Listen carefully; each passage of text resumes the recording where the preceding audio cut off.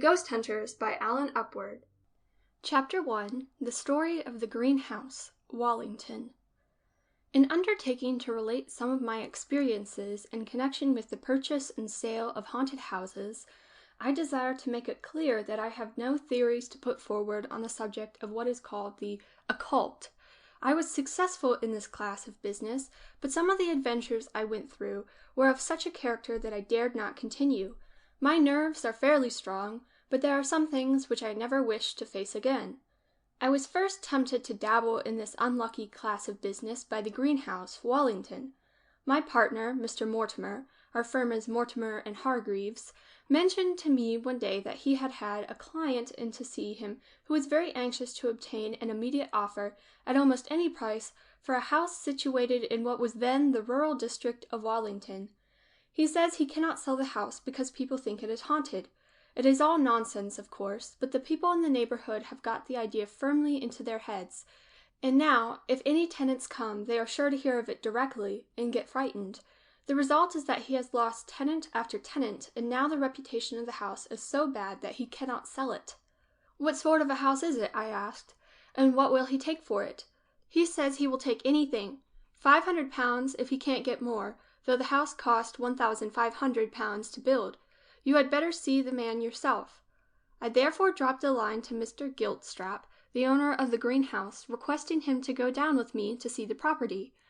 On the way to Wallington, I put some questions about the house to Giltstrap, whose manner was rather reserved. He assured me it was in thorough repair, but he seemed reluctant to answer when I asked him about the ghost. "Is there any story about the house? Anything to account for its being haunted?" No. What story should there be? It's a modern house, hardly been built 10 years. "And how long has it been your property?" "I bought it as soon as it was put up." "And how long has it been haunted?" Mr. Giltstrap frowned as though he disliked to hear this word. "The house has been talked about for some years now, 4 or 5. His disinclination to speak was so evident that I did not care to pursue the subject. We got out at Wallington Station, and as we passed a house agent's on the road, Giltstrap said abruptly, "I must step in here and get the keys. Wait a moment." As a house agent myself, I could understand that he did not wish to introduce me to the local man lest it should lead to any dispute about commission. But my curiosity about the greenhouse was so strong that I could not resist the temptation to walk in after him. I was just in time to hear the owner say curtly, "I have called for the keys of the greenhouse, if you please." The local agent was evidently a man in a small way, for we found him seated at a desk in the outer office in his shirt sleeves. He gave a cross look at Giltstrap and a suspicious one at me, and then rose and reached down the keys from a nail. "I haven't been able to find a caretaker yet," he said with a touch of malice. "They say you must pay them for living in such a house." Giltstrap reddened at this speech, which was calculated to put off an intending purchaser. He glared first at the agent and then at me, snatched the keys without a word, and hurried out. The greenhouse was a modern red brick one, standing in a road with several others, and certainly not looking at all the kind of place to have a supernatural legend attached to it. As soon as we got inside, I saw that the house was partly furnished. Giltstrap explained he had been trying to get someone to come and occupy it rent-free for a time in order to live down its reputation. I asked if there was any room particularly connected with the ghostly rumors. After what struck me as a momentary hesitation, he led me upstairs into what was clearly the principal bedroom, overlooking the front garden and the road outside. "Is this where the ghost walks?" I asked, as I glanced round the empty room. The paper on the walls was in good condition, and the ceiling had been newly whitewashed. The owner of the greenhouse was plainly annoyed by my insistence. "There is no ghost, and it does not walk anywhere," he said irritably, "but the people who sleep in this room complain." "What do they complain of?" He fidgeted and again showed some reluctance in answering. "Oh, nothing, except some nonsense or other. They say they do not sleep well, and they dream of things. Fancies, you know, fancies." "Well, what sort of fancies?" I persisted. "If they dream, they must dream of something." Giltstrap glanced up at the ceiling and swiftly withdrew his eyes with a nervous tremor. I was now firmly persuaded that he himself had been the victim of some spectral horror, though he was anxious to conceal it for fear of frightening me off. "Perhaps I had better not tell you anything," he said after considering a moment. There is a great deal in the influence of suggestion, so it is said. If I were to tell you what the people who have slept in this room have seen, or dreamt they have seen, that might be enough to make you dream the same. Whereas if a sensible man without any notions came and slept here, he would most likely never be disturbed. I thought there was something in what he said, and did not press him further. There was a staircase outside leading to a second floor, and I moved towards it. "Oh, do you want to see the other rooms?" Giltstrap snapped as he prepared to follow. "I want to see everything," I said decidedly. Upstairs I found another room which had been left unfurnished. The prospect from the window showed me that it was situated over the haunted chamber. "Is there something wrong with this room as well?" I demanded. "The servants don't like sleeping in it," was the grudging admission. "It does very well as a box room." I saw that it was useless to try and extract any more information from Giltstrap.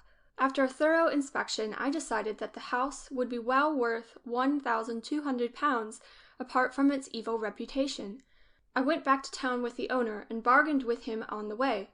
I was very anxious to secure an option to purchase the greenhouse at the end of a month, during which time I was to occupy it, but this proposal the owner obstinately refused.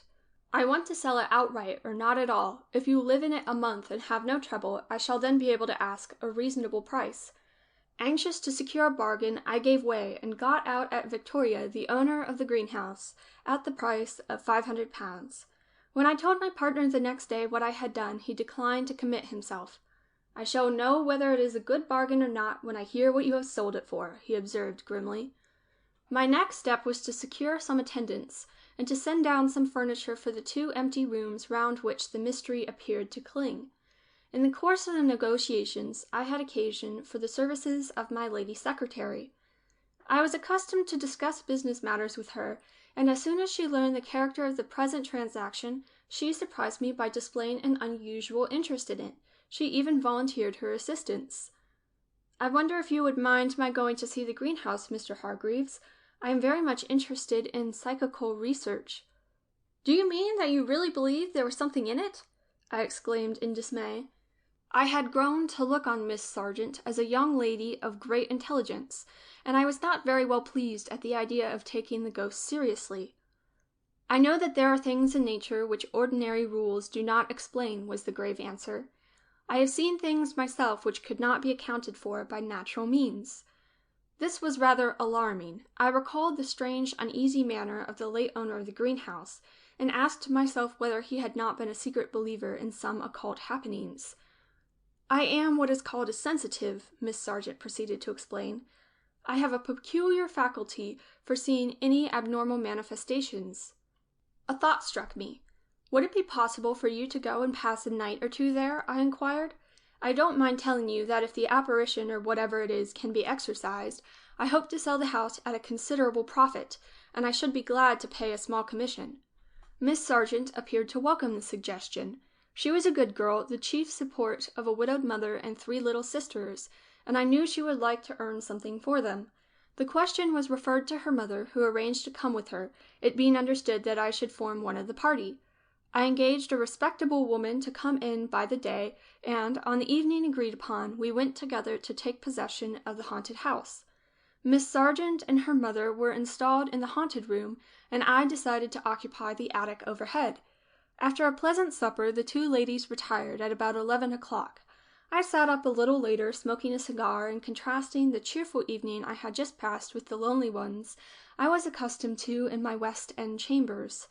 Towards 12 I went upstairs, intending to go to bed, but whether it was a sensation of being in a strange house under such circumstances, or a secret apprehension of which I was hardly conscious, no sooner did I find myself in the room I had chosen, than I was seized with an overmastering reluctance to get into the bed. I took off my coat merely, rolled myself well up in the blankets, and tried to go to sleep.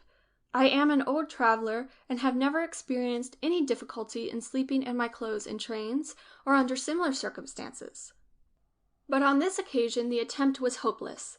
I lay on the bed literally shivering, and not from cold. I neither saw nor heard anything. I was not alarmed in the ordinary sense, and yet if I had known there was a murderer lurking in the room ready to spring on me and stab me the moment I closed my eyes, I could not have felt more wretchedly afraid. Suddenly I heard a low moan, the moan of a creature in mortal terror, drawn out till it became a muffled scream.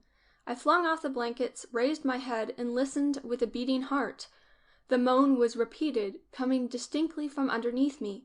In an instant I had grasped the truth. It came from the room below. I sprang from the bed, and without stopping to put on my coat, lit the candle I had brought up with me, and flew downstairs. As I reached the first floor landing, the moan was repeated in a more terrible key, the key of horror instead of terror. At the same moment, the door of the haunted room was thrown open, and Mrs. Sargent appeared on the threshold with a cloak thrown over her shoulders, and a look of fear and distress on her face. "What is it?" I gasped. "It is Alwyne," she cried in answer. "She is seeing something horrible in her sleep, and I can't wake her." Without stopping to consider questions of etiquette, I dashed into the room. The gas had been turned full on, and by its light I could see the girl lying stretched on a couch at the foot of the bed, her features frozen into the expression of one who looks upon some horrid sight, while from her parted lips there issued those appalling sounds which wounded like the stabs of a knife. I caught her by the shoulders and shook her without making the slightest change in her swoon-like condition. "Water!" I called to the mother, who stood wringing her hands, too dazed to act. The water was brought, and I dashed half a glassful in the face of the sufferer. At first it had no more effect than if she had been dead. Then came a startling change.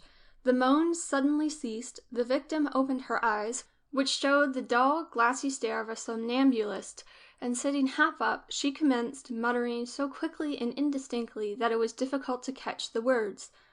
"The blood, the blood, the blood, the blood, dripping, dripping, dripping, dripping, from the red leak in the ceiling, the red leak in the ceiling, and the ceiling dripping on me, dripping on me, dripping on me."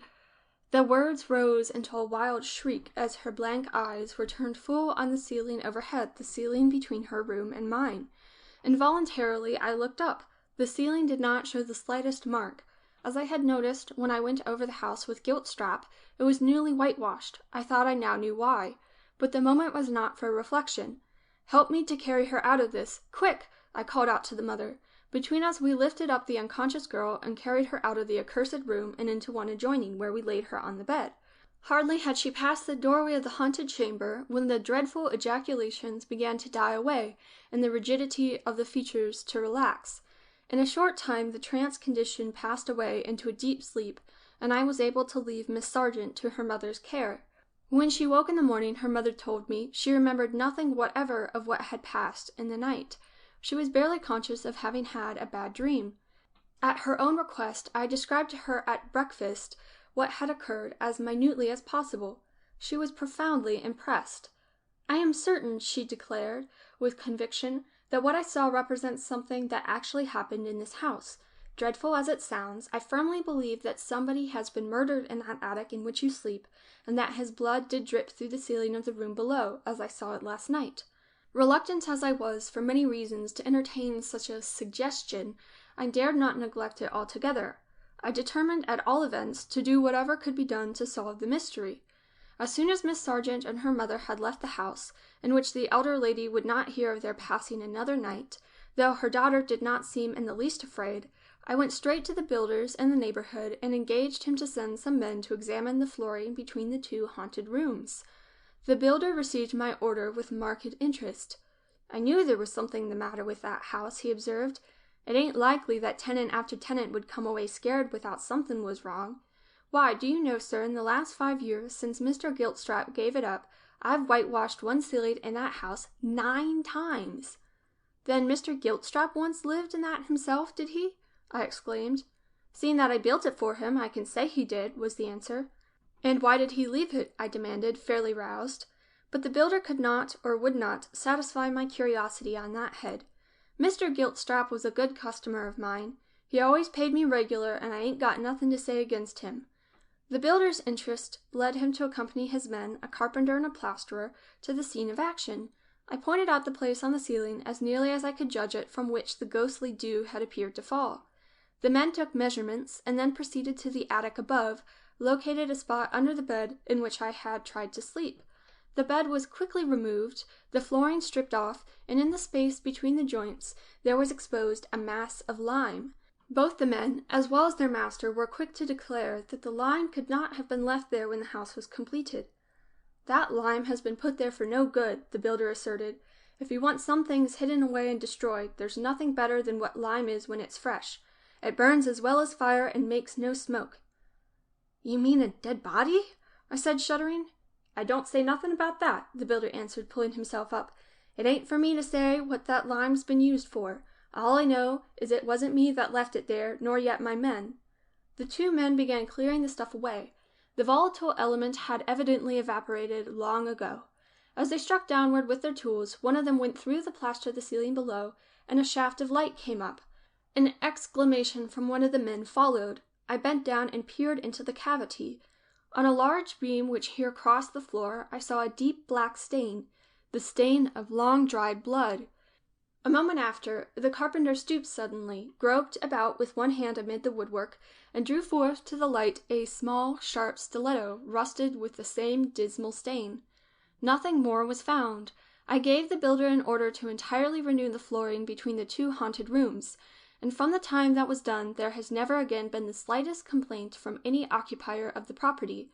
I let the greenhouse almost immediately to a respectable tenant, a retired schoolmaster, who changed its name, and before a year was out, I was able to dispose of it to a purchaser at the price of £1,250, a sum which enabled me to compensate Miss Sargent for her trying experience. The most extraordinary part of the story remains to be told. The report of what had taken place having got abroad in Wallington, the local police came to me to obtain the stiletto which I had been careful to preserve. By its means they were able to unearth a crime which had gone unsuspected till that hour, and to extort a confession from the murderer.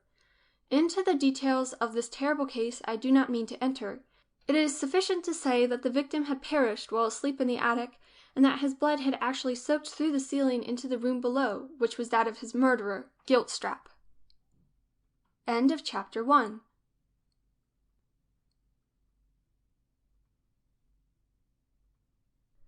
Chapter 2 of The Ghost Hunters by Alwyne Upward, in the public domain. Chapter 2, The Tapping on the Wainscot. The mysterious incident which I am going to narrate is one which seems to have a particular interest for those who study occult phenomena. According to some who have discussed it with me, it throws an important light on the conditions which prevail in the world of spirits and the limitations to their action. However, I do not care to say anything on the subject myself. My object is simply to set down the facts and leave others to draw their own conclusions. It was about a year after the affair of the greenhouse, Wallington, already related, when our firm received instructions from the solicitors of Sir Henry Wheatman to dispose by auction of his family mansion, Halesbury Manor, Sussex. I was told that Sir Henry was a distant relation, who had recently come into the title and estate on the death of the last baronet, and preferred to live abroad. The furniture and effects had been sold already by a firm of auctioneers, well known for their sales of that kind, and the house and estate were to follow. I went down with a clerk to view the place, and found it to be a very handsome old Jacobean mansion, with valuable oak wainscot in all the principal rooms.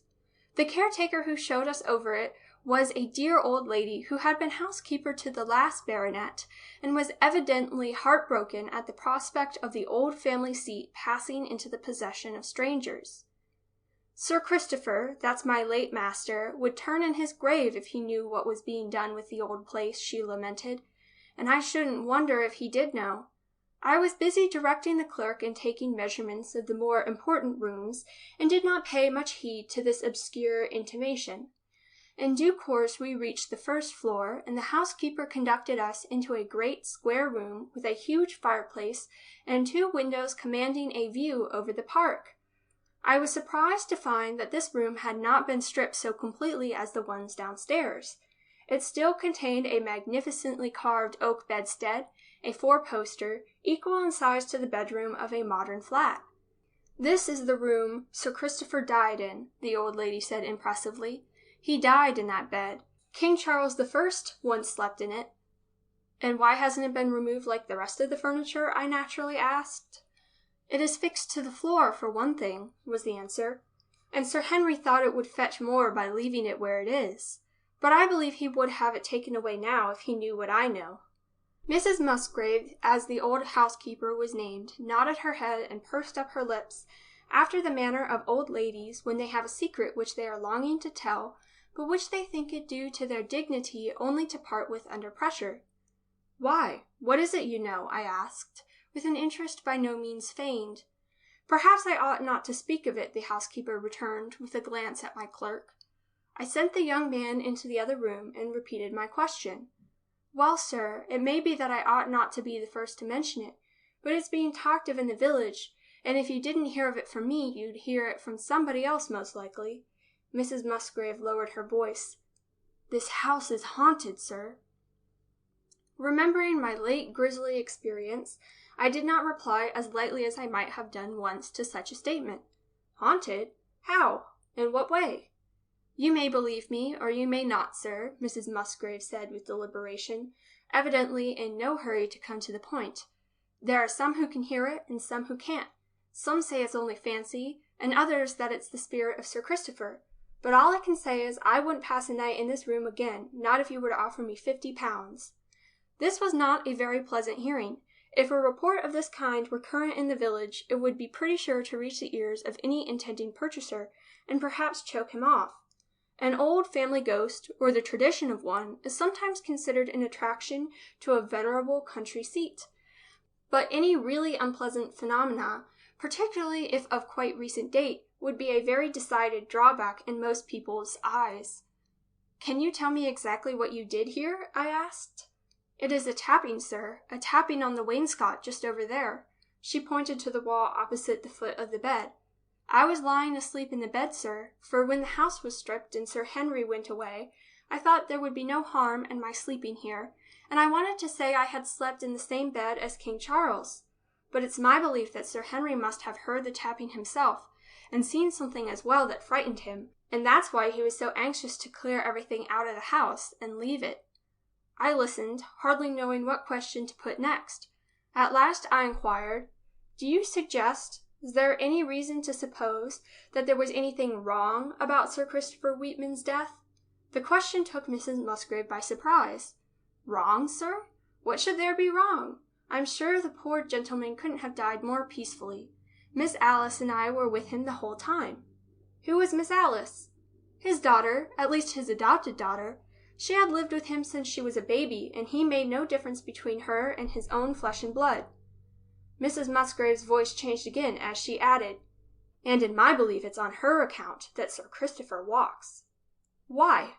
"Because when Sir Henry came down, he turned her out of the house with nothing but the clothes she stood in. Sir Christopher hadn't made a will, and he came into everything as the heir. Miss Alice had to go to London and take a situation as a waitress." I mused in silence. Could there be anything in that strange suggestion? Was it not more likely that the old housekeeper's indignation at her new master's conduct had made her fancy that the ordinary noises of an old mansion by night was a protest on the part of the dead? "And have you heard the tapping since?" I asked. "I hear it every night," was the startling answer. "I have shifted my bed to half the rooms in the house, but it makes no difference. Wherever I am, the taps come, and then they move along the wall and by the staircases in the corridors till they reach this room and stop there." "Have you followed them?" I exclaimed, astonished. "I did the first time, now I daren't," the housekeeper answered. "But I got Jim Bateman from the lodge to come up one night, and he heard them and followed them, and they led him to the same place. And now he would no more cross the threshold of the house after dark than he would fly." It was clear to me by this time that whether fact or fancy, the story called for investigation. I am not naturally nervous, and in spite of the disagreeable memories of the last haunted house I had spent a night in, I determined to face whatever there was to face in Halesbury Manor. Accordingly, I arranged with Mrs. Musgrave to make up a bed for me the next night but one. Not in the haunted room itself, that I did not feel disposed to risk, but so as to enable me to be at hand when the mysterious tapping began. I was careful to say nothing in the office meanwhile, and above all to keep the matter from the ears of my lady secretary. Miss Sargent had solved the mystery of the greenhouse for me, but she had done so at the cost of an experience to which I could not think of exposing her a second time. On the appointed evening I returned to Halesbury with a small dressing bag prepared to stay the night. The housekeeper had prepared a bedroom for me on one of the upper floors, not far from her own. But as she told me that the ghostly tapping usually began about midnight, I decided to sit up for it and persuaded her to do the same. We had supper together in a room downstairs, the old lady getting it ready herself. Not a girl in the village, it appeared, could be induced to remain in the house after sunset. After supper, Mrs. Musgrave nodded off to sleep in a rocking chair before the fire, while I lit a cigar and waited in some excitement for what was to come. The room in which we sat was wainscoted, like all those on the ground floor. Every time a coal dropped from the fire or a window frame rattled, I fancied the mysterious summons had come, and started nervously in my chair. I believe it is not merely fancy which causes us to hear so many more small noises in a house at night than in the daytime, but that there is some scientific reason for it. Be that as it may, everyone must admit that the sense of hearing is more acute in the darkness than in the light. As 12 o'clock approached, I deliberately turned the lamp out, keeping a candle and some matches by my side. Hardly had I done this when I received a shock which nearly made me jump out of my chair. It was a tap, loud, sharp, and imperative, on the door of the room. In my agitation, the habitual phrase, "Come in," rose to my lips, and I uttered it. At the same moment my companion woke with a start and stared about her wildly in the dim firelight. "Did you hear it?" she asked in an awestruck whisper. "Yes, did you?" As she nodded in answer, the tap sounded a second time, seeming fainter and further off. I rose to my feet and lit the candle. "Are you going to follow it?" the old woman breathed. "Yes. Will you come?" She shook her head. "I dare not. Give me the matches. Don't go till I have lit the lamp, for my sake." I lingered, my own nerves becoming affected in sympathy with hers, while the frightened woman clutched the box from my hand and struck a match, which she applied to the wick of the lamp. At the same moment I heard the tap for the third time, low and fading away in the distance.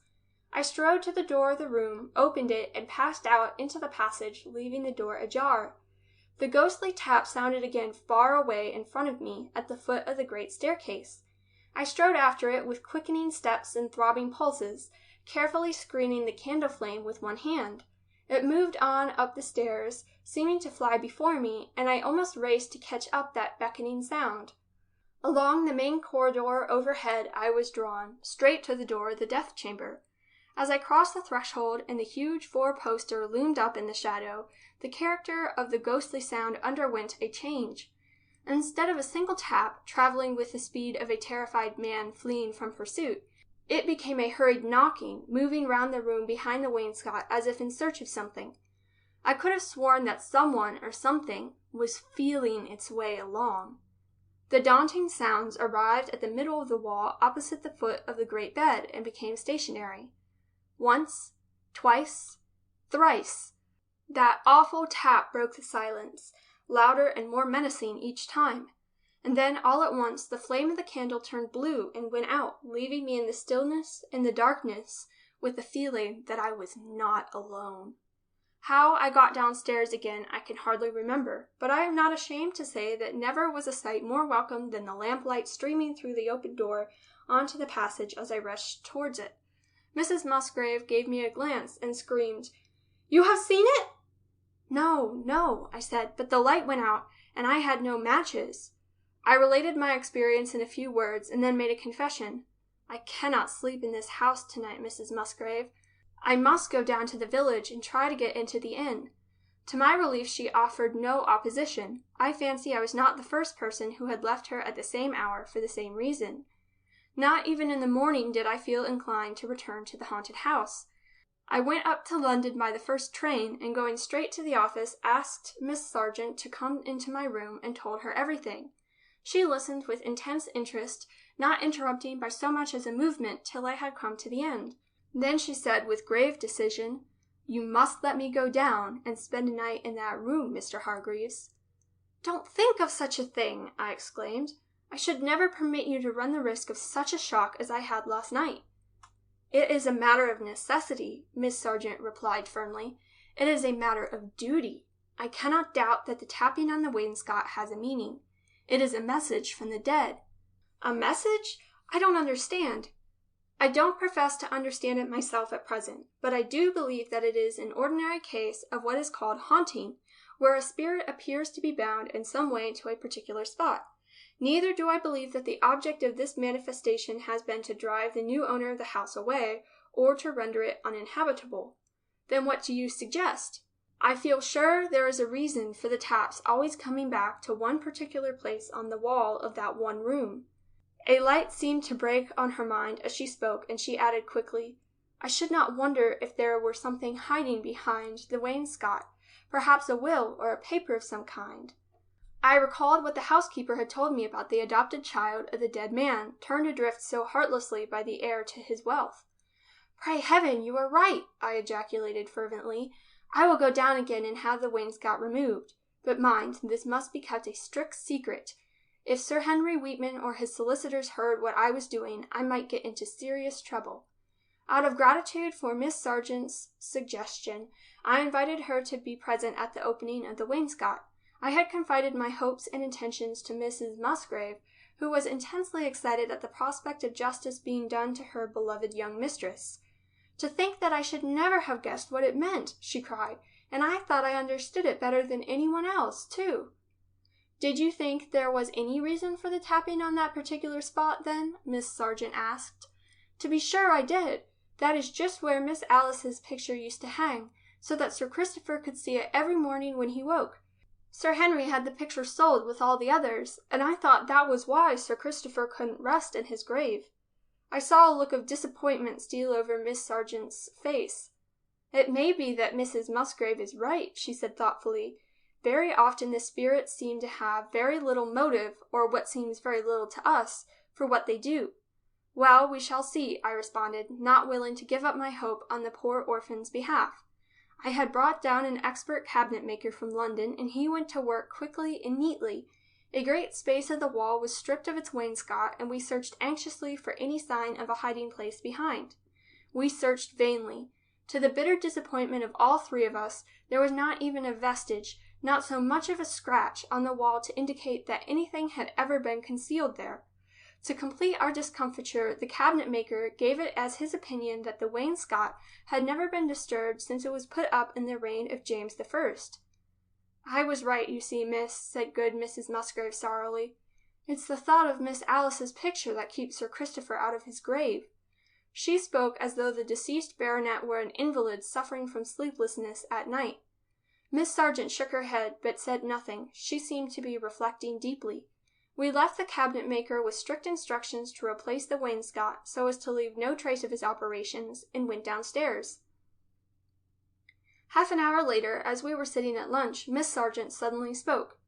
You must let me sleep in that bed, Mr. Hargreaves. I am a clairvoyant in sleep, as you know, and I may see something which will explain the mystery. We both returned to town in the afternoon to make our arrangements. The following day we came down again prepared to spend the night. None of us intended to go to bed. The four-poster in the haunted room had been furnished with blankets and pillows to serve as a bed for the clairvoyant. Mrs. Musgrave was to install herself on a sofa before the fireplace, in which a fire had been lit, and I was to sit up in the next room, ready to come at the first call. Miss Sargent, who fortunately possessed the power of falling asleep at will, retired to her strange couch a little before 11, accompanied by the housekeeper, whose excitement promised to keep her awake. As for myself, I cherished no wish to sleep. I had provided myself with lights, cigars, and a book to read, but I am bound to confess that I found it impossible to get interested in it. An hour later I heard a low tapping on the door of my own room. Not a little startled, I sprang up, only to find that the sound this time was free from any element of mystery. The old housekeeper had come to summon me. "Will you come and see the young lady?" she said. "I think something is the matter." I felt myself turning cold. "What do you mean? Has the tapping begun?" The answer surprised me. "No, that is what frightens me. This is the first night I have not heard it for 4 months, but I think Miss Sargent sees something." I led the way into the haunted room. There was not a sound to be heard, and the lights had been put out by the clairvoyant's desire, but she was sitting half up in bed, her eyes fast closed, and yet appearing to stare with the most deadly fear at the opposite wall.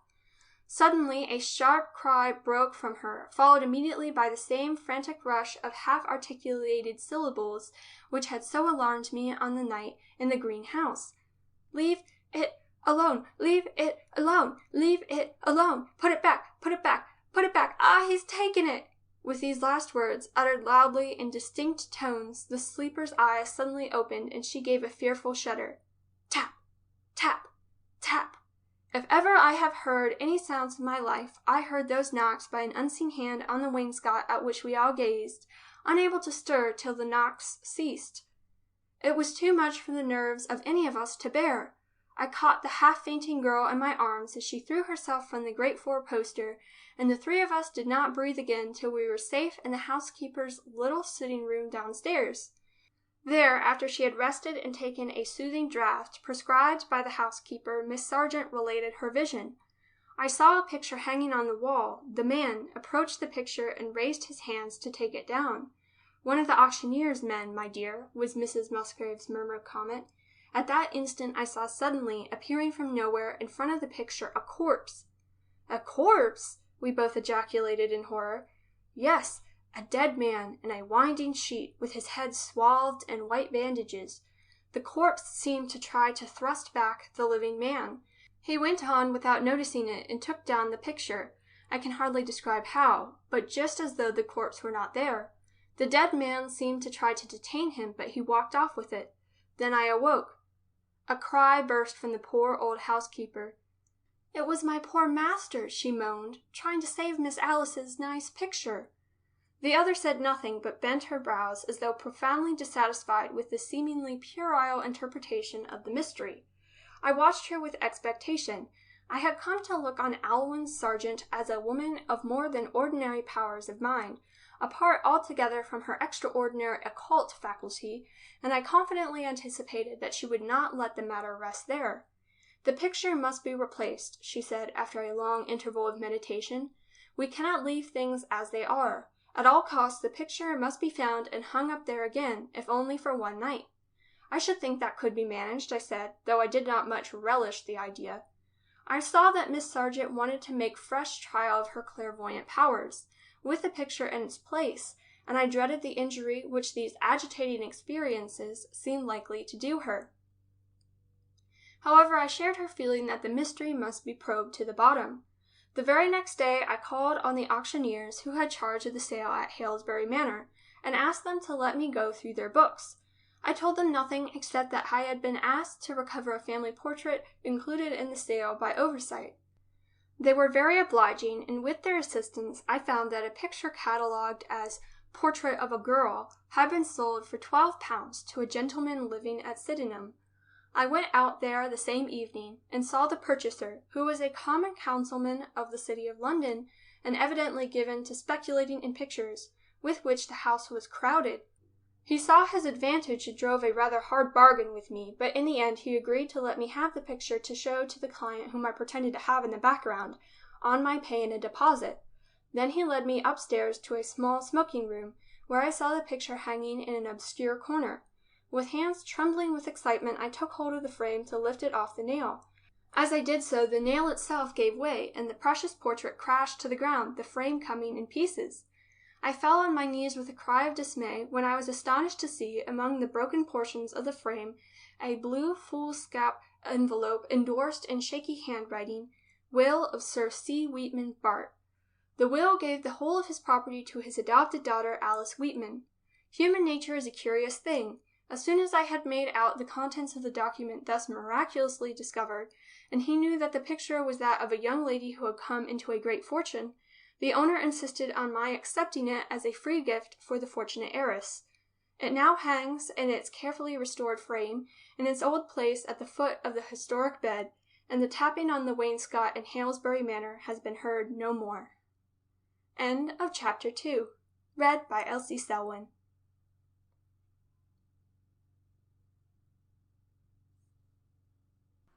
Section 3 of The Ghost Hunters by Alan Upward. Chapter 3. The Secret of Horner's Court.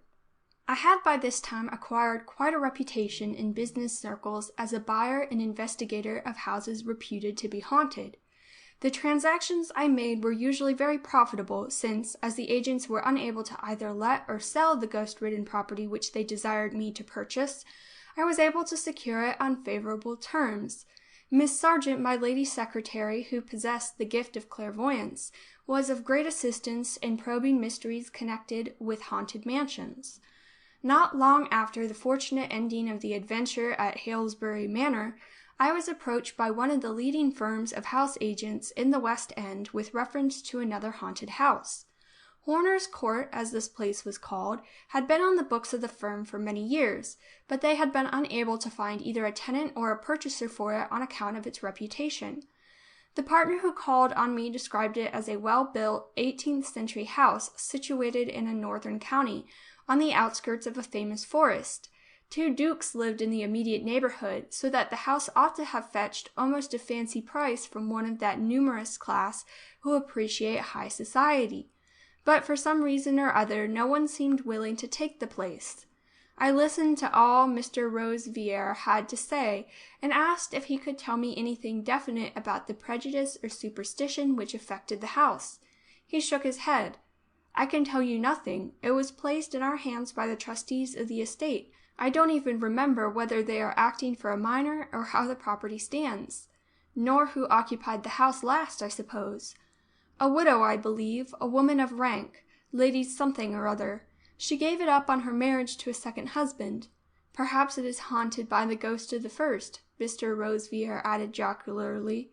I smiled out of politeness, though I had ceased to look upon these subjects as a matter for jest. A business discussion followed, and it ended by my securing an option to buy the property on such nominal terms that if I could rid it of its disagreeable character, I stood to make a very substantial sum indeed. As soon as the understanding was reached, I called in Miss Sargent and dictated its terms for her to type. Mr. Rosevier was evidently struck by her name. "May I venture to ask if this is the young lady who discovered the secret of the greenhouse?" he asked respectfully. I introduced him formally, not very well pleased with his presumption. Naturally, I did not wish the most valuable assistant in our office to be too friendly with a rival firm. "What a perfectly charming girl!" was his exclamation as Miss Sargent quietly withdrew to make her transcript. "I quite envy you, my dear sir. We find Miss Sargent competent and loyal to her employers, and we do not look beyond," I returned, intensely annoyed. Mr. Rosevier said nothing in reply, but he smiled in a way which I found it hard as a businessman to bear. "Well, I will send you round a copy of the agreement as soon as it is ready for signature," I said as a broad hint for him to go. I was determined not to give him another chance of annoying my secretary. "I am afraid you will not send it by Miss Sargent," he retorted rather vulgarly and maliciously, as he put on his hat and departed. As I foresaw would be the case, Miss Sargent lost no time in applying for permission to aid me in investigating the mystery of Horner's Court. The happy issue of our last adventure of the kind made it difficult for me to raise any objection. I had come to see, moreover, that however great the strain upon her in her clairvoyant state, her experiences seemed to have no after-effects of an injurious kind. Accordingly, I arranged with her that if, on arriving at the scene of action, I found that there was any suggestion of an occult influence at work, I would summon her at once. I went down 2 days later, the agreement with Rosevier and Grimston having been signed meanwhile, not without some further remarks by Mr. Rosevier which it would be childish on my part to record. I arrived at a wayside station towards dusk on an autumn day, and was driven for miles along a misty road strewn with yellowing leaves, till I saw in front a great iron gate thrown back and rusting on its hinges.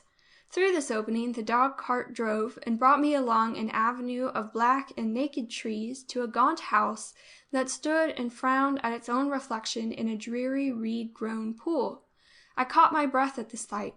I could not tell why, and when I dismounted from the dog-cart I stood on the weather-stained steps in front of the door, and felt a sense of reluctance at the thought of pulling that great iron bell-handle and passing under that forbidding doorway. With a shiver I mounted the steps and rang. The door was opened by a man of a lowering, distrustful countenance, which told me at first glance that it would not be his fault if a tenant were ever found for Horner's Court. It seemed to me that I should learn more from this man if I concealed the true character in which I came, and let him suppose that I was acting for another. Handing him my bag, I let him take me through the dark and dreary hall, lit only by a solitary candle, into a vast dining room almost equally dark and cheerless. Some logs had been heaped in the grate, and as we came in, a woman was putting a match to the small twigs underneath. She looked up at me with a nervous glance of dread, and in that look I read that she knew the secret of Horner's Court, and that she would never dare to tell it to me. Very few words passed between us, and those chiefly about supper. I bade the man show me my bedroom, and he took me up to a room on the floor above, a room whose windows looked directly on the dismal pool. "Is this the haunted room?" I asked, with an affectation of levity which I was very far from feeling. The man raised his head and stared at me. "No, sir, it ain't. That room's the other side of the house, and if you take my advice you won't go near it except by daylight." For that night, at all events, I was glad to accept his warning. At dinner, if the rough meal set before me could be so called, I was waited on by the forbidding retainer, whose manner checked any attempts to draw him into conversation. I could only glean that he had come to Horner's Court as a caretaker on the departure of Lady Maria Cruikshank, as the last tenant was named by him. No doubt the berth was an easy one, and he would resent having to make way for a new occupier. Inwardly I made up my mind to dismiss him as soon as possible. He was obscure, intentionally obscure, I thought, on the subject of the supernatural visitings. "I never seen nothing myself, so I can't say," he intimated darkly, "but I seen the faces of them who has seen something, and that was enough for me." "And your wife, has she seen anything?" I asked. "Don't get speaking to Mrs. Stokes about it," he broke out abruptly. "She's half crazy already, and it wouldn't take much more to drive her clean off her head." I sipped my glass of port in silence. Stokes had brought up an old cobwebbed bottle from the cellar, where a few yet lingered from former times. I filled another glass and gave it to the man. "Drink that and tell me what your wife has seen, if you don't want me to question her." Fixing suspicious eyes on me, he lifted the glass and slowly drained it to the last drop. She says as how she have seen a child." "A child?" "Aye, leastways the spirit of one, I reckon she means." "Happen you don't believe in they spirits, sir?" His curious eyes sought to read mine. I shook my head. "Is there any tradition connected with this house? Any rumor of a crime or tragedy?" A sudden flush, I thought, rose on his countenance. It might have been the wine. "Crime? Did you say crime, sir? No, there ain't never been no crime committed in Horner's Court. Lady Maria Freer and her like aren't the sort what commits crimes, are they?" He spoke with a certain rude insolence which somehow seemed put on deliberately. "Just now you called her Lady Cruikshank," I said thoughtfully, casting my eyes down as though I disdained to question him. His secret fears came uppermost and got the better of his rudeness. "She married Colonel Cruikshank when she left here," he said, fawning all at once. "How long was she here before that?" "I don't know." It was a lie, of course, and like most of the lies told by ignorant cunning, a useless one. Ladies of high rank, and the style of this one showed that she could not be less than an earl's daughter, are easily traced. A night spent in the haunted house told me nothing more. Surely the shivering miasma of the stagnant pool beneath my window was the evil influence that wrought against the place. When I rose in the early morning and saw the wreaths of dank mist enfolding the walls like a white shroud, I asked myself if any other ghost were needed. So at breakfast I said aloud and half unconsciously, "I will have the pool drained." The gloomy man overheard me, and a look of anger came into his eyes. No doubt he feared that his reign was near its end. "There's naught wrong with the mirror," he muttered. I looked him in the face. "I shall return here in 3 days' time. Send your wife to me. I have an order to give her." He looked at me as if he would have liked to disobey, but dared not, and shuffled out of the room. When the woman appeared, she was trembling, and her eyes were steadily turned to the ground. I rose to my feet. "Take me to the haunted room," I said briefly. I would not trust the husband with my intention. The woman, thus taken unprepared, shuddered, but made no protest. She led the way upstairs to a remote wing overlooking a small garden. The room was rather sad in its neglect, but not depressing.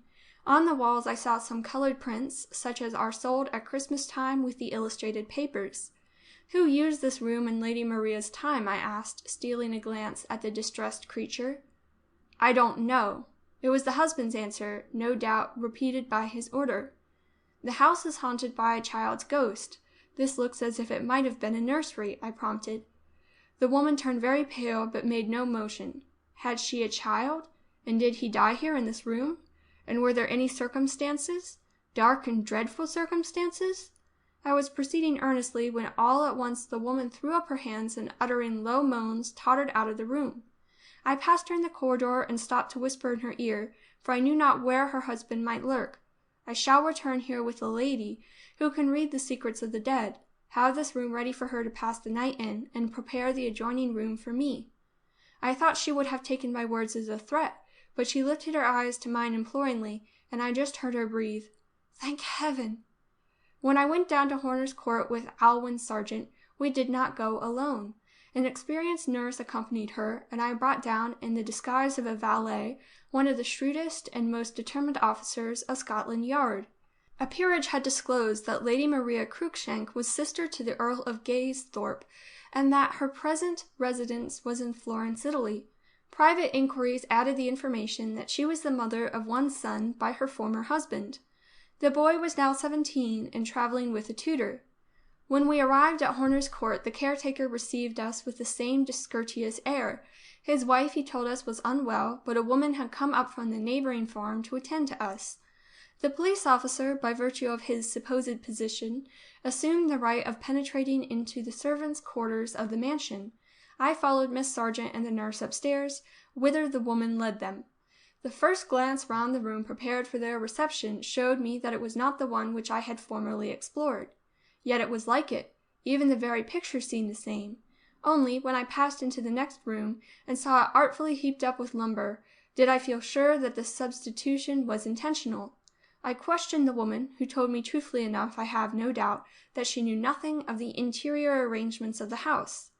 I considered what it was best for me to do, and came to the conclusion that it would not be wise to let the man Stokes know that I had detected his deceit. He might have other tricks in reserve, for it was evidently his object to throw every obstacle in the way of our discovering the mystery of Horner's Court. I let the woman believe that I was satisfied, but as soon as I found myself alone with the other two, I told them how things stood. We arranged that when the time came to retire, a bed of some kind should be rigged up for Miss Sargent in the true haunted room. The nurse did not intend to go to sleep, but to keep watch over the clairvoyant. The detective, whom we had left downstairs, was informed of my discovery, and concurred in what had been arranged. His manner showed him to be skeptical of Miss Sargent's powers, but he had come already to the conclusion that Stokes was hiding some secret of a highly doubtful character. He agreed, with some apparent hesitation, to share our watch. The caretaker seemed to hover uneasily through our part of the mansion as long as he dared.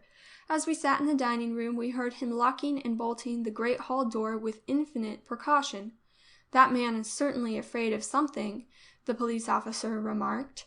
"Whether he really thinks the house is haunted or not, he dreads some accidental discovery." After this search, we all went upstairs.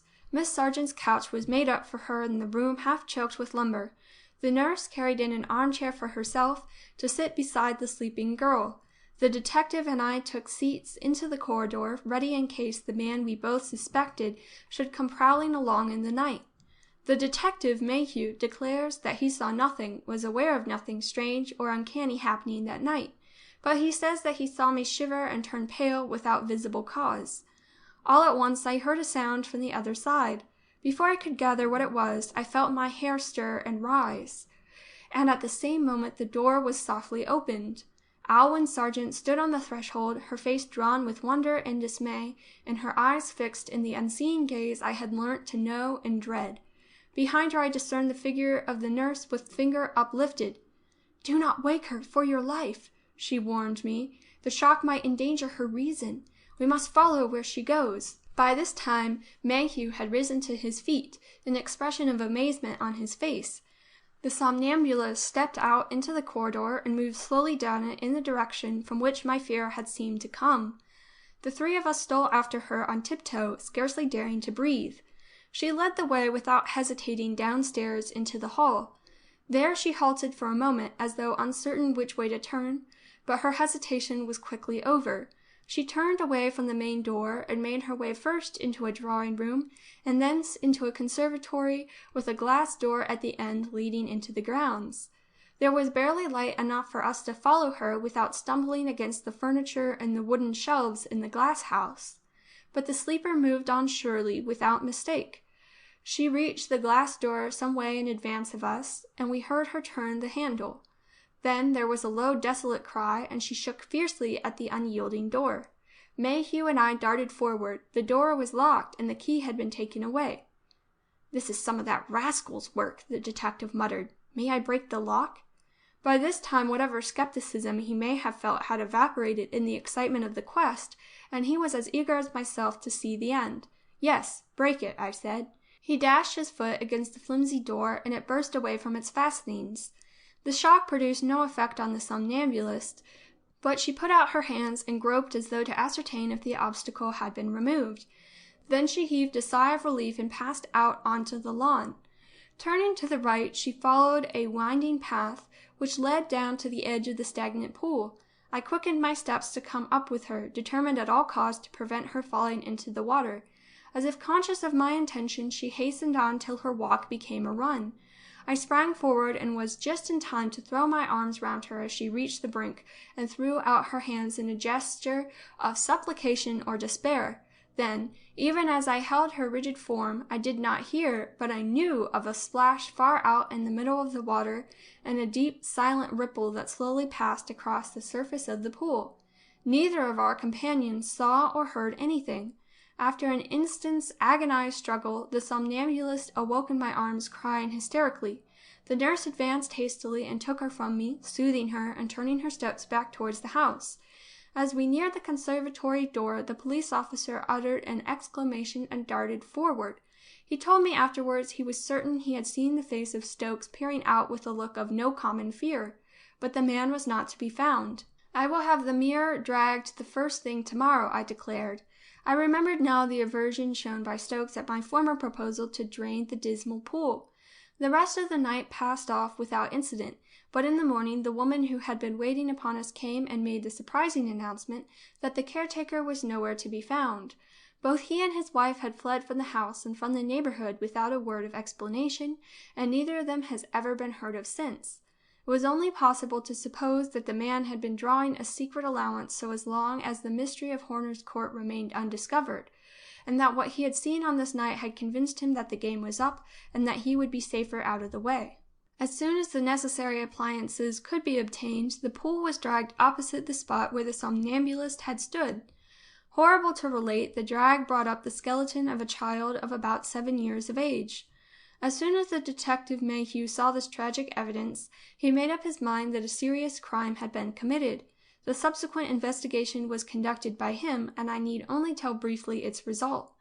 Inquiries in the neighborhood brought out that Lady Maria Freer was the mother of a boy of 7 or 8 at the time of her engagement to Colonel Cruikshank. The colonel seemed to dislike the boy, and his mother, who was a heartless society woman, left him entirely to the care of servants, while she gave herself up to hunting and other amusements in the company of her future husband. On her second marriage she had quitted Horner's Court for the honeymoon, not to return. The little boy did not appear at the wedding, and it was given out that he had been sent on, in the charge of a governess, to the place which his parents had chosen as their future residence. Armed with this information, the detective called on the trustees of the late Mr. Freer, whose heir the boy was. From them he learnt the important fact that under the provisions of the will, the whole income of the estate during the boy's minority was payable to the widow. On the boy's coming of age, or death during infancy, her income was reduced to the widow's third. Lady Maria was regularly receiving the full income from the trustees, who had not the faintest suspicion of anything being wrong. Mayhew, who felt pretty sure that the story of the lad of 17 and the traveling tutor was a myth, obtained a letter from the trustees to Lady Maria Cruikshank, calling for the immediate production of the heir, and went to Florence to deliver it in person.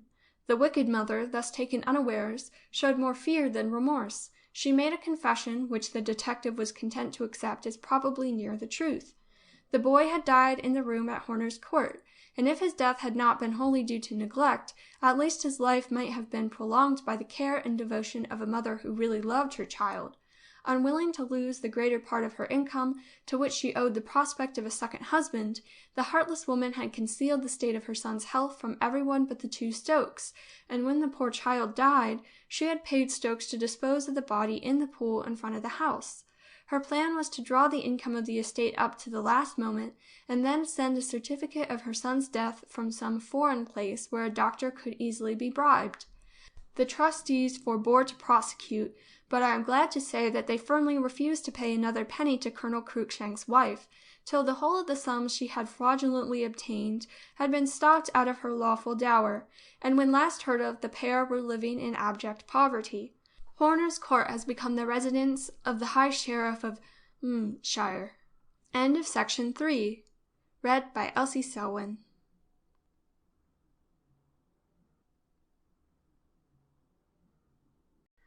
Chapter 4 of The Ghost Hunters by Alwyne Upward. Chapter 4 The Two Roses.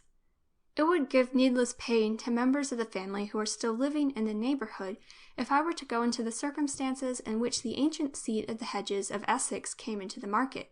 It is only necessary to say that the solicitors from whom my firm received instructions to find a purchaser for the estate were not acquainted with the family history, and could tell us nothing definite on the subject of the incidents, real or imaginary, which had given an evil reputation to Bewley Hall. They were only able to inform us that one entire wing of the building, constituting the most ancient and characteristic portion, had been shut up for a great length of time, so long indeed that no one seemed able to remember when it had last been inhabited. I discussed the matter with Miss Alwyne Sargent, the young lady employed in our office, who had already given me such valuable assistance on similar occasions. She possessed the gift of clairvoyance, and had proved of incalculable assistance in explaining away mysteries connected with several residences. There were notably the Greenhouse, Wallington, Halesbury Manor, and Horner's Court. I had already become well known as a dealer in haunted property, and made a satisfactory profit on my transactions, buying the premises cheap and selling at a profit when the mysteries were cleared up. I was reluctant to expose her to the risk of another nervous shock, although she herself was quite eager to take her usual part in our joint investigations. I thought, however, it could do no harm for her to come down with me to make some preliminary inquiries. None of the furniture and effects had yet been removed from the mansion, and there was a farm bailiff occupying rooms with his family in the servants' quarter, so that it was easy to arrange for a visit. The rather senseless difficulty of a chaperone for my lady clerk was disposed of by my sister Jane, who surprised me by requesting that she might make one of the party. Jane had not previously met Miss Sargent, but she had heard me speak of her once or twice, and appeared anxious for some reason to make her acquaintance. I was a little disappointed to find that Alwyne did not seem equally eager to meet my sister.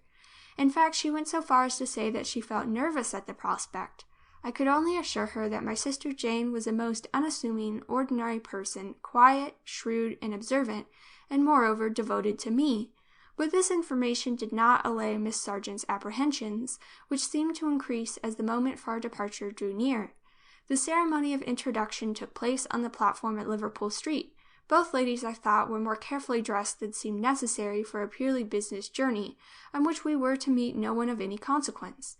I caught a look of surprise on my sister's face as Alwyne came up, and she took the first opportunity to whisper to me, almost in a tone of reproach, "Jack, you never told us she was a beauty."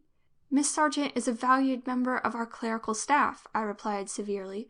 "Her looks are no concern of ours so long as they do not interfere with her faithful discharge of her duties in the office." Jane looked dissatisfied, but she did not venture on any further remark. During the journey down, she watched the poor girl as closely as a cat watches a canary bird through the bars of its cage. Fortunately, Miss Sargent soon got over her first nervousness, and exerted herself to conciliate my sister with such good effect that by the time we reached Saffron Walden, we were all chatting like old friends.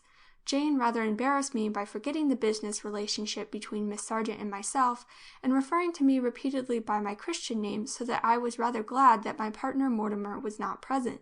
We found Bewley Hall to be an ancient manor house of the Elizabethan type, built of red brick, which was mellowed by age and overgrown in many places with ivy and climbing plants.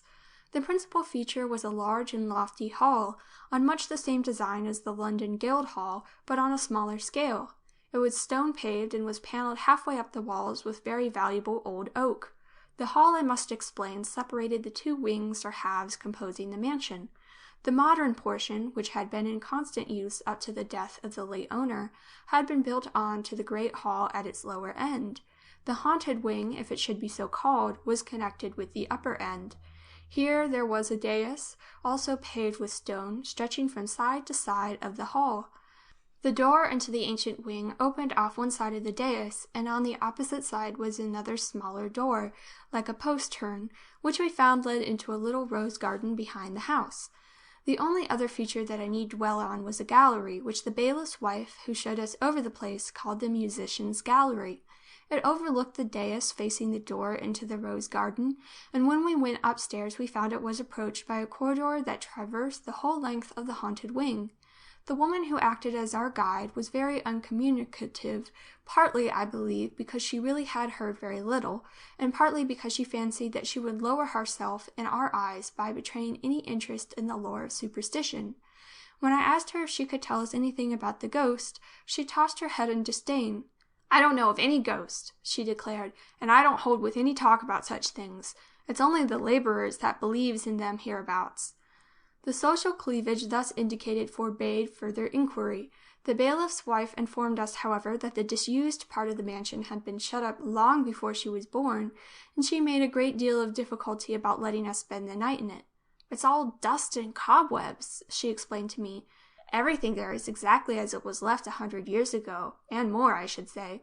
Your ladies couldn't possibly put up with the dirt and the damp." We explored the wing under her guidance, and its appearance served to confirm her account.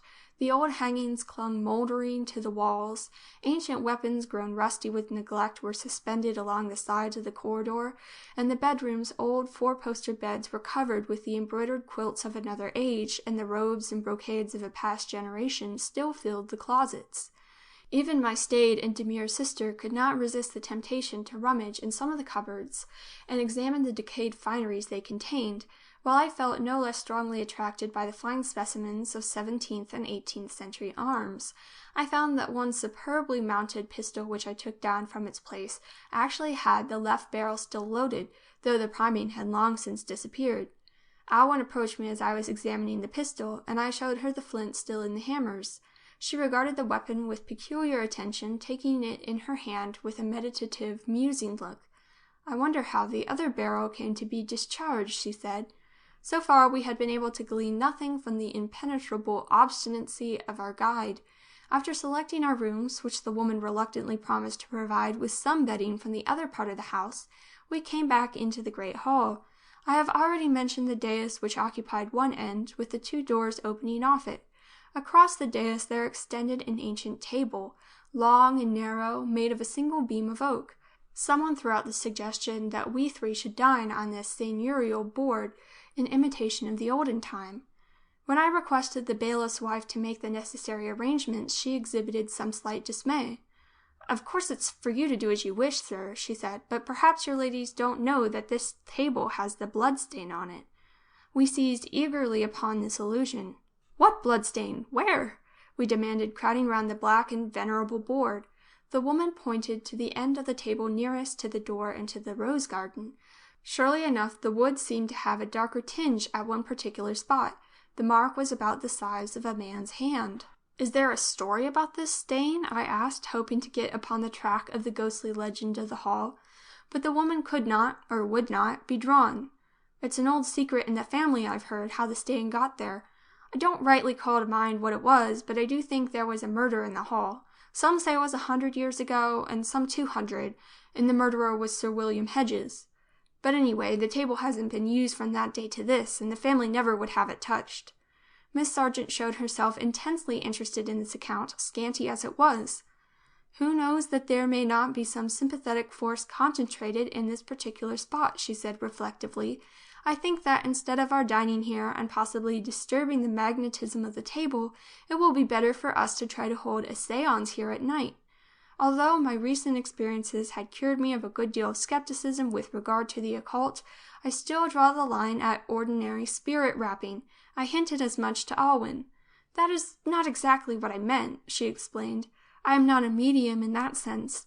I merely believe it is possible that if I can establish a magnetic rapport with this table, I may feel some direction given to me which will help us.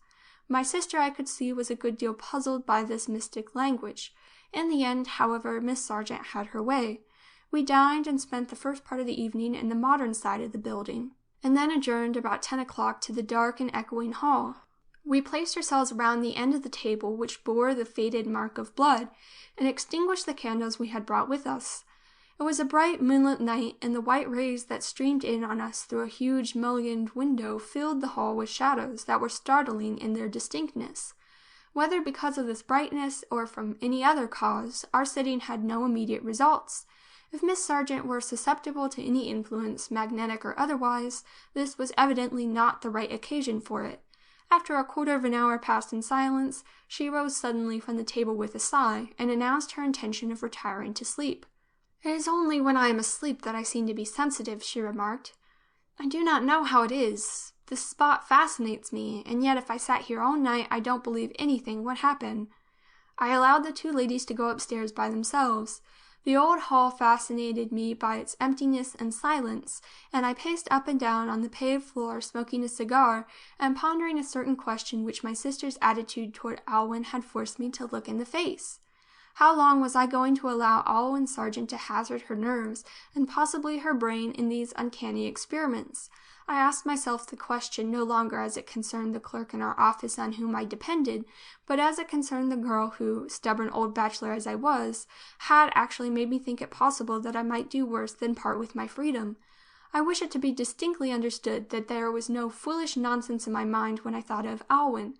I judged her calmly in the light of reason. She appeared to me a good daughter, a good sister, and a thoroughly agreeable companion, in short, an ideal wife for a sensible business-man. I took out of my pocket a rose which she had accidentally dropped in the garden, and which I had picked up and forgotten to return to her. I was in the act of raising it to my face when suddenly I heard a sigh. I turned round quickly. I was standing just below the dais at the time, and saw the door of the haunted wing slowly swing open to the width of a couple feet, as though it were being opened just enough to let someone through. At the same moment I was conscious of a subtle change in my surroundings, which I can hardly describe, except by saying that I felt as though I had fallen asleep, and awakened in a different life. The general aspect of the ancient hall remained the same, and yet somehow everything in it looked slightly less distinct, as though the faintest possible veil had been drawn between me and the objects at which I looked. The moon was not less bright, and the shadows it threw were not less black than before, but nevertheless both light and shadow had become less real, so to speak. At the same time I was conscious that the change was as much in myself as in the objects round me. I seemed to breathe less vigorously, and to be deprived for a time of the power, or rather of the will, to move or take any part in what was about to happen. The door opened as far as I have said, and then stopped. I gazed with the most intense curiosity to see who was coming in, but no one appeared. Only I could have sworn that someone or something had slipped through that open space, and was gliding softly across the dais towards the end of the table which bore the faded stain. I turned my eyes, following the course of the unseen visitant, till it had reached the fatal spot, and then, to my astonishment and horror, I did see something. I saw a rose of the palest yellow or white, lying as if it had just been laid down by an invisible hand on the exact spot marked by the stain of blood. I stood still for a few moments, expecting something to follow. Then, as I again turned my eyes in the direction of the door, I saw it close again as gently as it had opened, and without any visible agency.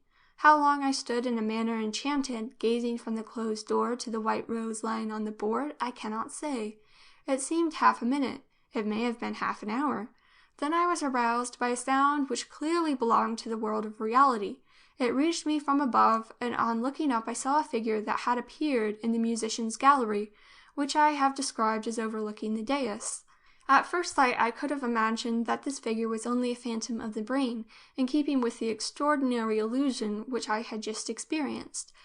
But as it moved forward to the front of the gallery I recognized that it was Alwyne herself.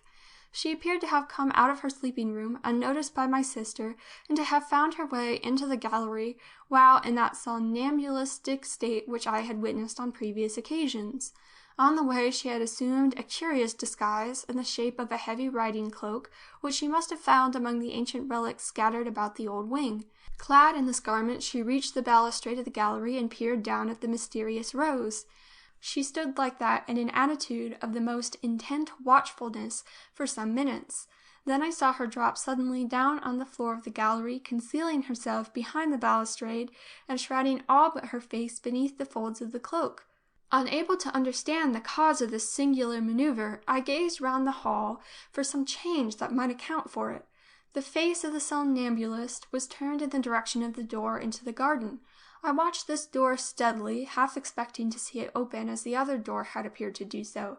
But this time the spell which had governed my faculties ceased to operate, and I neither saw nor heard anything happen below in the hall. It was different with the figure crouched in the gallery above. After an interval of time, which must have corresponded closely with that required for someone to enter from the rose garden and make his way to where the rose had been lying, I saw Alwyne rise slowly to her full height, cast aside the thick cloak, and extend her hand in the direction of the fatal spot. The next instant there was a click, followed by a spark, as the flint of the pistol which she had been grasping struck against the rusty pan. At the same moment her hand loosed the weapon, which fell crashing on the pavement below. It was the very pistol which I had idly examined in the course of the afternoon. The noise, or the accomplishment of her purpose, put an end to the sleepwalker's trance. She made a natural movement of surprise, looking all about her, and caught sight of me. "Where am I? What has happened?" she called out breathlessly. I told her in a few words what I had seen.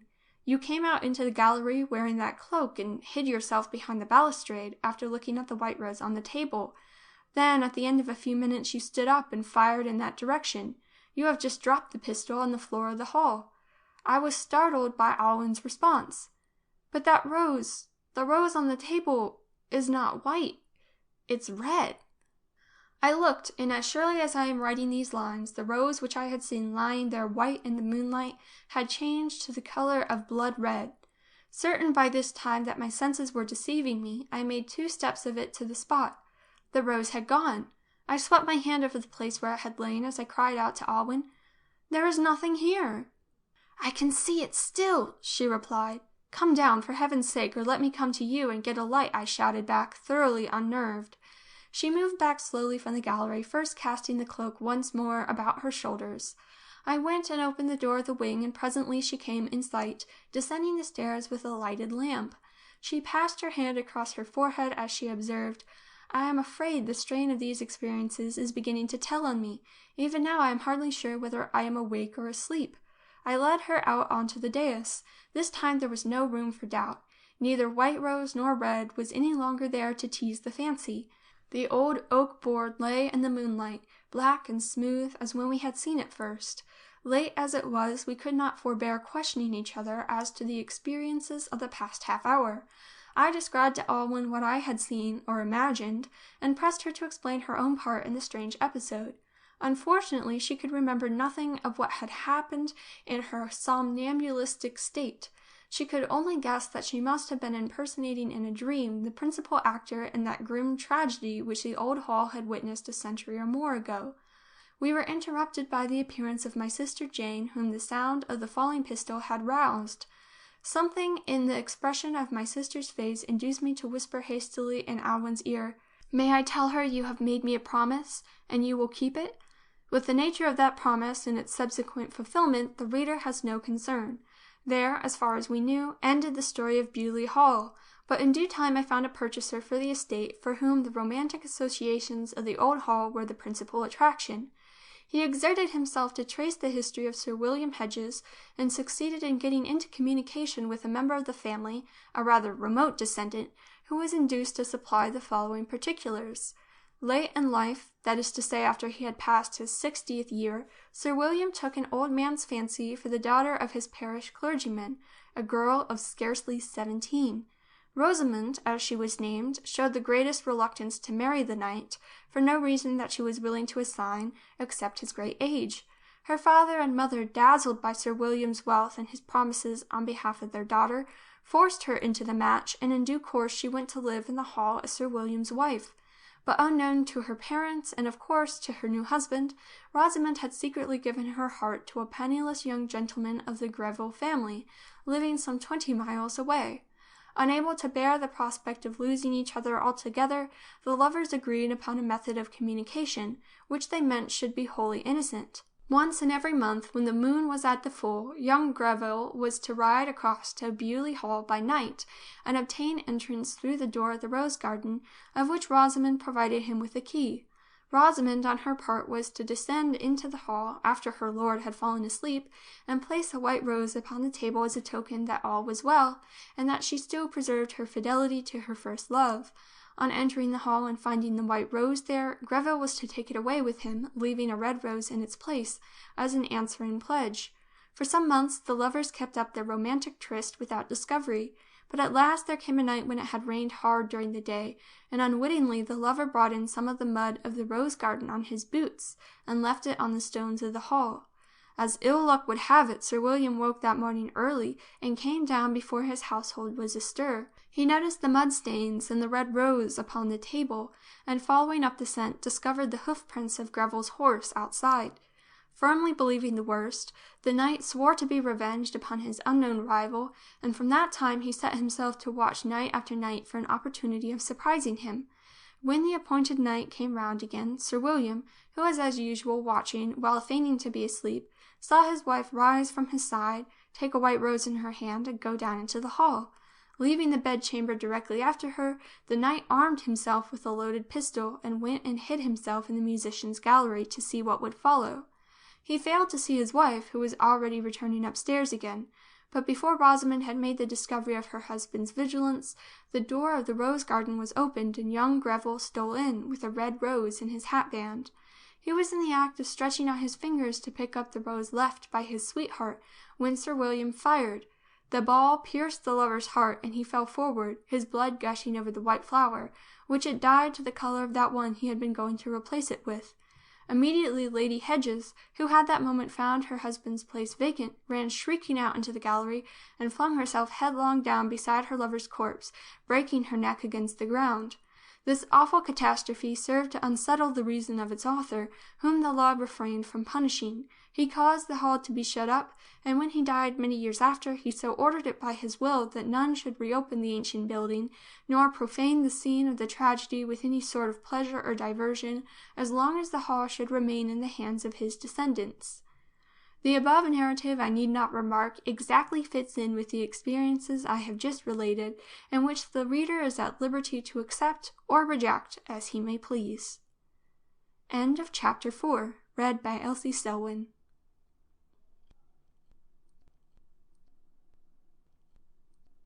Chapter 5 of The Ghost Hunters by Alan Upward.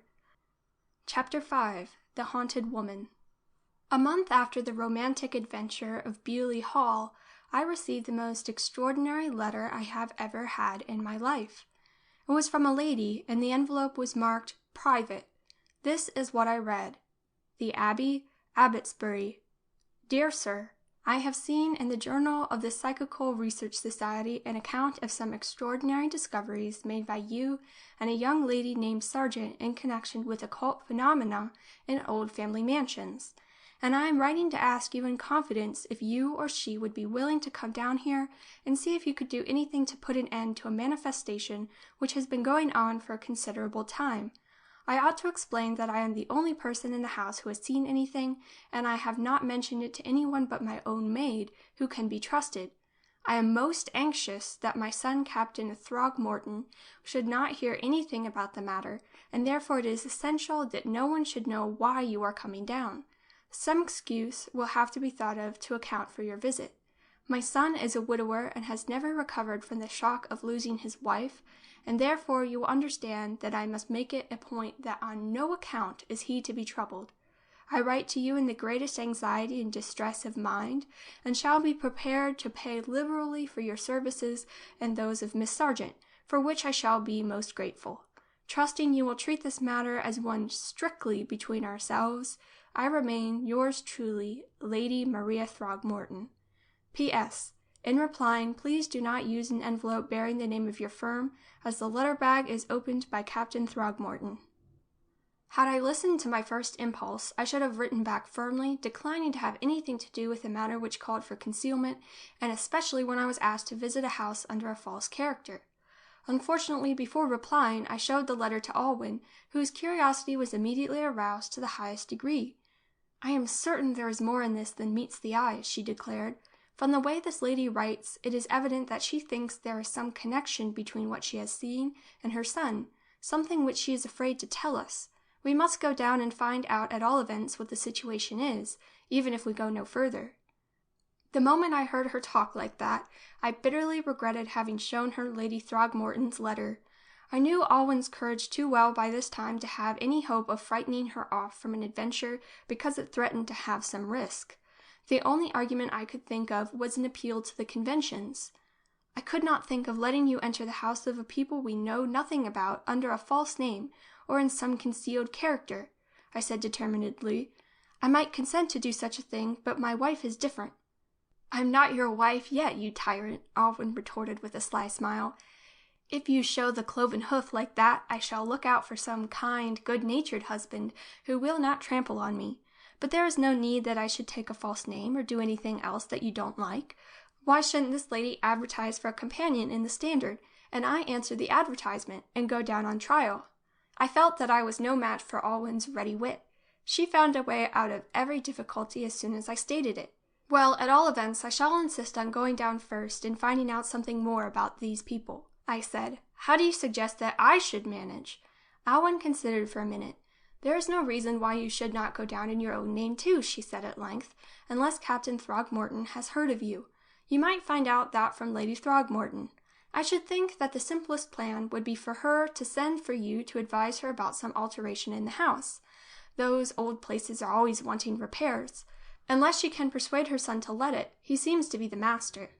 You had better ask her for more information first." The upshot was that I answered Lady Throgmorton's letter as Alwyne wished. At the same time, I looked up the family in the landed gentry. The first result of these inquiries was the discovery that Lady Throgmorton was merely the captain's stepmother. She was the widow of one of our ministers abroad, who had received the G.C.B., and Captain Throgmorton was his son by a former wife. Apparently, however, the stepmother and stepson had always been on the best of terms, and the widow of Sir Nicholas had remained on in the abbey as its mistress until the captain's marriage, which had taken place about a year ago. I could not learn anything about the wife's death, but it was clear that Lady Throgmorton had now resumed her old position. At all events, she wrote back to me, saying that there was no need for me to drop my right name, and accepting the suggestion as to letting the house. In due course, I received a letter in her handwriting, but signed Arthur Throgmorton, in which I was formally invited to come down and see the property. It was with very much more excitement than I usually feel on such occasions that I drove up to the main entrance of the abbey, through an avenue whose yellowing leaves seemed ominous of some catastrophe. I was first taken up to a comfortable bedroom on the second floor and given some tea. Half an hour later, the footman who attended to me came back and asked me to follow him down to her ladyship's room. I could see from his manner that Lady Throgmorton had given orders that I was to be treated with all possible consideration. The room into which he conducted me was one of a suite on the first floor, evidently appropriated to the mistress of the house. The furniture was almost new, and I hardly required to be told that the rooms had been prepared to receive the bride of Captain Throgmorton. They now seemed to have been relegated to his stepmother. The appearance of my client startled me. She was a woman of 50, still strikingly handsome, but disfigured by a too lavish use of cosmetics. She had assumed an artificial pose on a couch, beside which stood a table covered with smelling bottles and such articles. As I entered, she raised a gold and tortoiseshell lorgnette to her eyes, and gave me almost a hostile scrutiny. Behind her stood her maid, a tall, thin woman with pinched lips and half-shut eyes, who never moved nor spoke except to answer some question from her mistress, or to hand her some scent or drug.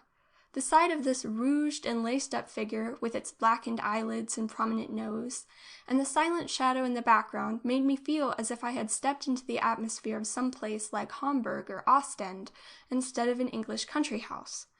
"Sit down, if you please, Mr. Hargreaves, and speak softly if you will be so good. My nerves are absolutely destroyed. Madeline, the essence." The silent maid chose one of the bottles and began dabbing her mistress's forehead, taking care not to disturb the powder. "The experience I have gone through has been most frightful," Lady Throgmorton continued. "Every night it has been the same. I cannot sleep without taking enough chloral to kill anyone unaccustomed to it. And when I do go off, I dream." She gave a shudder and raised a bottle of salts to her nostrils. Even where I sat, I could detect the odor.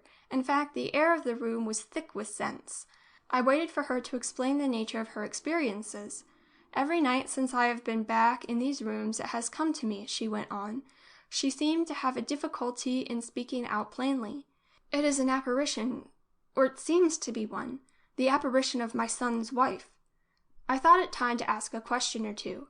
"Will you tell me a little more about the circumstances?" I said. "When did Mrs. Throgmorton die, and how?" She darted a fierce glance at me as I put the concluding question. "She died 6 weeks ago of pneumonia in the room I am now occupying. After her death my son could not bear to sleep in it, and I thought it best to return to these rooms, which had always been mine." "But if this apparition disturbs you there, why not try the effect of sleeping in some other part of the house?" "Because it would be impossible to give any reason for changing again so soon. The servants would be inquisitive, and my son might suspect something." She hesitated before adding, "Someone else might take my place and see what I have seen." "I suppose you are afraid that if Captain Throgmorton heard of this it might distress him?" Again she fixed me with a threatening glance. "Captain Throgmorton must never hear of it," she responded. "The shock would kill him." She looked round at the maid for a moment. "We are afraid that he has not been quite right in his mind since his wife's death." I could not conceal my consternation at this intelligence. I began to feel thankful that Alwyne had not come with me to such a house. Lady Throgmorton saw that she must tell me something more. "He would not believe that she was really dead for a long time. Then he had a special coffin made for her in the hope that she might come to life again. And he has told me that Eleanor would have appeared to him, if she really were dead, to assure him that she still remembered him in the other world." I considered these extraordinary statements in my mind before replying. "And are you sure that it would not be the wisest course to let him know what has happened and give him the chance of seeing whatever you have seen?" Lady Throgmorton turned to the woman behind her and made her administer a dose of some restorative before she answered this question. "I dare not run the risk. If he saw what I see every night, it might unhinge his mind altogether. The apparition is—" she paused and seemed to pick her words, "is not a natural one. It is strange and horrible." A convulsion passed across her face as she made this declaration. The rouge cracked on her cheeks and the pearl powder went in flakes. The maid interfered suddenly, addressing herself to me. "I think you had better leave her ladyship now, sir. It will be bad for her to talk any more." I rose, murmuring some polite expression of regret, and got out of the room as best I could. It seemed to me that I had got entangled in some very alarming mystery, and that the only prudent thing for me to do would be to quit the Abbey as soon as possible and not return. I passed the time before dinner in strolling through the grounds, as if in discharge of my commission to inspect the premises. At the meal I met the master of the house for the first time. He was not a very young man, some age between 35 and 40, and his manner was subdued, but he appeared quite able to perform the duties of a host and talked to me in a reasonable and business-like spirit about the arrangements for letting the Abbey. "Neither Lady Throgmorton nor myself find it a very cheerful place just at present," he said. "In fact, I am seriously uneasy about my mother's state of health. She has been accustomed to the bright society of foreign capitals, and the quiet, lonely life we lead here has got upon her nerves. I ought to take her to Paris, I expect, or the Riviera." I did not venture to make any direct reference to his dead wife, nor did he make any nearer allusion to the subject. The only other thing of importance he had to tell me was that Lady Throgmorton would give me all necessary instructions. "She has always managed everything here," he explained, "and I think it is a distraction for her just now to have the reins in her hands again. As for the shooting, it is not up to much, and the steward could tell you more about it than I can." Nothing that I saw of Captain Throgmorton was inconsistent with his being in full possession of his reason. But there are such people as monomaniacs, able to take their part in the world without giving any indication of eccentricity apart from their particular craze, and of course I could only suppose that my host was one of them. But for the fact that the letting of the Abbey promised to be a piece of genuine business, I think I should have declined to have anything more to do with this family. As it was, I did not like to break with the client, and on my return to town I found Alwyne so keenly interested and so determined to probe the matter to the very bottom that I unwillingly gave way. She went as she had proposed in the character of a prospective companion. I found it impossible to go with her and could only urge her to wire me in case she felt the slightest uneasiness, and to come away instantly if things took an unpleasant turn. I waited with the greatest anxiety for her report, which reached me on the second morning after her departure. I need only extract the important passages. I arrived safely and had what I suppose I must call a friendly reception from Lady Throgmorton. I did not see the captain, as Lady Throgmorton's meals were served in her own boudoir, and I took mine with her. I felt a great dislike for the maid Madeline, who seemed to me to resent my coming. I fancied that she was playing on the fears of her mistress for some purpose of her own, and did not relish the idea of my doing anything to relieve them. In fact, I thought it quite possible at first that the apparition was the result of some trickery on her part. I wish I could think so still.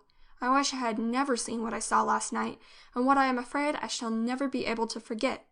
When I say that I have seen it, I do not mean to be positive that it was an objective manifestation. My experience may have been purely subjective. That is to say, I may have been in sympathetic rapport with Lady Throgmorton, so that her vision was communicated to me. That seems all the more probable because the maid, who has slept with Lady Throgmorton since these experiences began, declares that she has never seen anything. Whichever it was, nothing would have induced me to face such a manifestation had I been warned of its character. But as you know, I always consider it necessary that I should be told nothing in advance, in order to avoid the possibility of suggestion. Lady Throgmorton struck me at the outset as a hysterical subject, just the sort of woman to be the victim of a nervous delusion, and therefore I did not much expect to find any reality in her experiences. A bedroom had been prepared for me adjoining her own, but it was arranged that I should actually pass the night in a bed in her room, which was usually occupied by the maid. Madeline was to take the bed in my room in exchange. I will not dwell upon the figure presented by Lady Throgmorton at night without the paint and powder which disguised her in day. She had a table beside her bed for her sleeping draughts and salts, and I noticed that she lay huddled on the very edge of the bed, as though to have her medicines within easier reach. I wanted to have all the lights extinguished, but she insisted passionately on having a night light, and as she assured me that she had one burning every time the apparition visited her, I could not very well object. Nothing happened till we had both been in bed for more than an hour. Lady Throgmorton seemed unable to sleep, and kept fidgeting with the bottles beside her, while I lay with my eyes half shut, watching the shadows on the ceiling, and listening to the restless movements of my unseen companion. I was just dozing off when suddenly I heard an agonized gasp, almost a shriek, from the other bed. In an instant I was wide awake and sitting up to look round. The first thing that met my eyes in the dim light was Lady Throgmorton, stretched out stiffly in her place, with her head thrown back on the pillow, and her eyes fixed in a glassy stare, like a person undergoing a cataleptic seizure. I followed the direction of her eyes without seeing anything more for the first few moments. Then, as I withdrew my eyes from wandering about the room, to return to where she lay breathing convulsively, I saw the cause of her terror. There was another person in the bed beside her. I have said in, but I ought to have said on. The figure which met my sight was that of a woman prepared for burial. She lay stretched out in the rigid attitude of the dead, her face and form wrapped tightly round with white linen grave clothes. My heart nearly stopped beating at this silent invasion of the bed of the living by the dead. But the worst was still to come. While I watched, an awful change came over the spectral corpse. The linen wrappings appeared to decay by swift stages, and finally to fall away and hang in shreds from the appalling thing, for all humanity had left it, which they had concealed. What I then saw I can hardly bear to think of, much less describe. And imagine this horror scene lying side by side with a living woman who seemed to know it was there and to feel the dreadful pollution of its touch. I hardly know what I should have done if the sight had lasted a moment longer, but with the full revelation of its unutterable loathsomeness, the thing vanished from its place without any apparent movement, leaving me with the sickening dread of seeing it as suddenly return. Common feeling compelled me to go to the assistance of Lady Throgmorton. I had hardly set foot on the floor when she began trembling all over and calling out the name of her maid. The woman, who had evidently been expecting a summons, opened the door immediately and came in. She darted an inquisitive look at me, a look of distrust and even of alarm, I fancied it, as she passed to the side of her mistress, to whom she began giving things out of the bottles. I busied myself in lighting a pair of candles on the mantel-shelf. As soon as Lady Throckmorton was able to speak, I heard her demand anxiously, "Has she seen it? Did you see anything?" I turned towards the bed and found mistress and maid waiting for my reply with apprehension. "Yes, Lady Throckmorton. At least I have seen something, which I expect is what you have seen. A dead body lying beside you on the bed." She uttered a groan as she nodded her head in confirmation. And did anything happen to it?" she asked in a whisper. I could not suppress a shudder as I answered, "It assumed an appearance of decay." Mistress and maid exchanged glances of intelligence. "I was right, you see, Madeline," the lady said, and then she added to my intense surprise, "It has grown worse night after night. The first time I saw it, the shroud remained intact. Since then, the change has gone on regularly." There was only one thing to say, and I said it. "In my opinion, you ought not to pass another night in that bed, nor in this room. Whatever be the real nature of this experience, it is clear that the only chance of its ceasing is for you to leave off sleeping here." In Lady Throckmorton's pitiable condition, I hardly liked to question her on the subject of the spectre, but the idea had already presented itself to my own mind that the ghastly figure which was haunting her could only be that of her son's late wife, and the horrible changes it had undergone seemed to correspond with the decay of the actual corpse. Having been assured that there was no chance of anything more occurring that night, I went back into my own room, leaving the maid to take my place. This morning I have had a long talk with Lady Throckmorton in the absence of her maid. She has told me quite frankly that she considers the apparition to be that of the late Mrs. Throckmorton. She intends leaving for London today on her way to Paris, and the captain goes with her. She has pressed me very strongly to remain behind and to pass at least one more night in the haunted room, and as I wish to ascertain whether my own experience of last night was objective or subjective, I think I shall consent. But I dare not make the experiment alone, and as Lady Throckmorton is strongly opposed to any of the servants being made acquainted with the mystery, I have promised to ask you to join me here for the purpose. Please wire.